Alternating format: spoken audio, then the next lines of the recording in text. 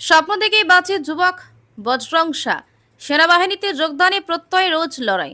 আলিপুরদুয়ার রাগালী বজনাজীবীর অন্তর্গত শিশুবাড়ি মধ্যবিত্ত পরিবারের এক সাধারণ যুবক বজরং শাহ। বাড়িতে রয়েছেন বাবা, মা, দুই ভাই ও এক বোন। পরিবারের বড় ছেলে হিসেবে সংসারের ভার জন্য তার কাঁধে বসে চেপেছে। তবু হার মানেননি তিনি, কারণ বুক ভরা স্বপ্ন নিয়ে এগিয়ে চলেছেন। ভারতীয় সেনাবাহিনীতে একদিন যোগ দেবেনি। বজরং শাহর দিন শুরু হয় ভোরবেলা। যখন অন্য যুবকেরা মোবাইল ফোনে ব্যস্ত, তখন তিনি ছুটে বেড়ান 4 কিলোমিটার পথ, করেন কঠোর শরীর চর্চা। এবার সময় মতো পৌঁছে যান দোলদলিয়া এলাকার একটি ধাবায়, যেখানে দিনভর পরিশ্রম করে সংসারের জন্য আয় করেন অল্প কিছু টাকা। সেই টাকাতেই চলে পরিবারের খরচ, ছোট ভাই বোনের পড়াশোনা ও নিজের প্রস্তুতির সামান্য খরচ।